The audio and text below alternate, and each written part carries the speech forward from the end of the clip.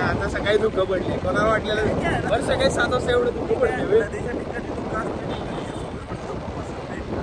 आम्ही बरोबर चिखलीमध्ये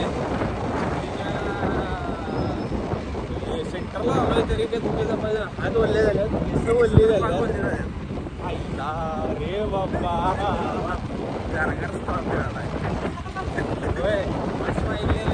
थंडच पाहिजे बाबा रे. आमच्या आठवड्यात गेला तर बरं झाला, या आठवड्यात तर पप्पा आमची दोघांची चूक नाही. आम्ही वेदर फोरकास्टला कामाला नाही, दुःख एवढं होतं आम्हाला माहित नव्हतं.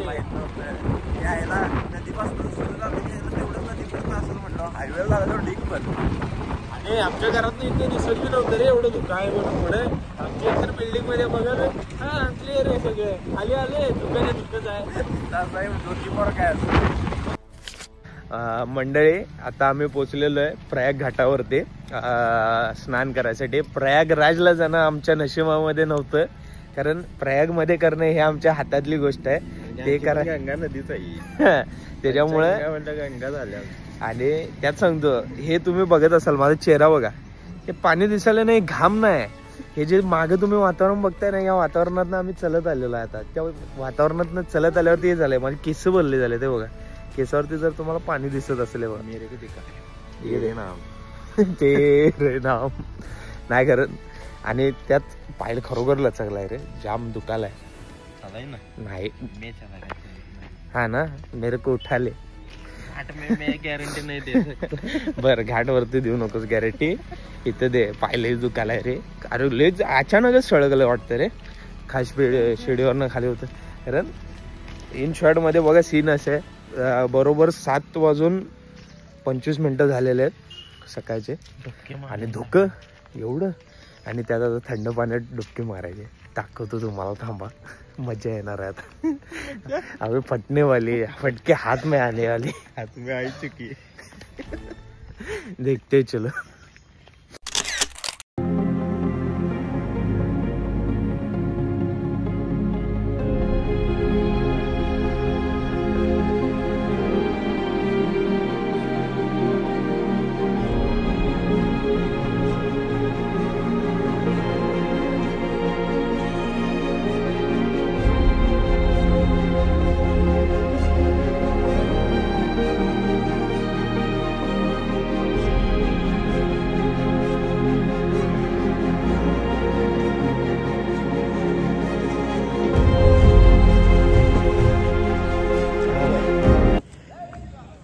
जय श्री राम, जय हनुमान, गंगा मैया की जय, नमः पार्वती पते हर हर महादेव. आता हे तर चांगलं झालेलं एकदम मस्तपैकी. जर मी व्हिडिओमध्ये दाखवलं असेल तुम्हाला तर तुम्हाला समजलं असेल, नाही दाखवले म्हटलं तर शूट काय चांगला झालेला नाही समजून जावा. टाकायला लागते, नाही टाकलं की अवघड होईल, ते माझी मेहनत वाया जाईल.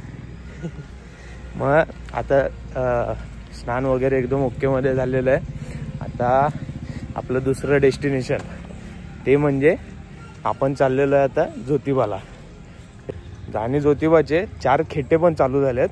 त्याचं तुम्हाला पण मी सांगणार आहे गणित कसं काय, म्हणजे खेटे काय असतात हे बऱ्यापैकी लोकांना माहीत नाही. त्यांना मी सांगणार आहे की बाबा खेटे काय असतात नेमके. चल मग पुढं वरती जाऊया आणि तुम्हाला दाखवतो. हवा एकदम जाम दमट आहे, बोलताना पण असा श्वास फुलायला लागलाय. अरे बाबा नाही दिसलं तर नाही, कारण वापा निघायला तोंडानं. खरोखर हवा लय एकदम अशी म्हणजे जाड झालेली आहे, अजिबात म्हणजे असं श्वास घ्यायला पण म्हणजे हे व्हायलंय. खरं आता केस वाळलेल रे, परत वल्ली होणार जाताना, परत वल्ली होणार आहे. आता वाळलेली तेलाची बाटली बी आणायचं विसरलो बाबा.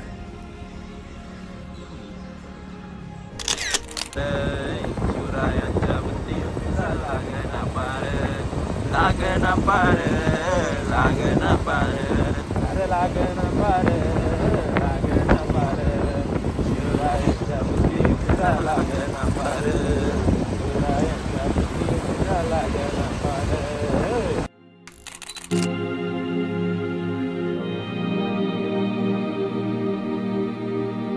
तर मित्रांनो, दर्शन एकदम फर्स्ट क्लास ऑल टाइम सारखं झालेलं आहे. म्हणजे आम्ही बाहेरनं दर्शन घेतलंय, आम्ही हे नाही गेलेलं, आपलं आतमध्ये मंदिरात नाही गेलेलो, कारण की खूप गर्दी असणार.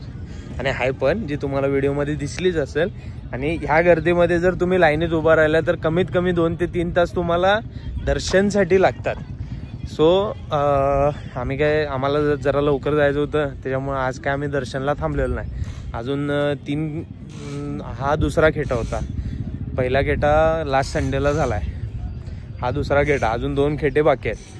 आता तुम्हाला हे जे माहिती देतो मी की बाबा खेटे हे नेमके काय असतात, ज्यांना माहीत नाही त्यांच्यासाठी फक्त ही माहिती देतो.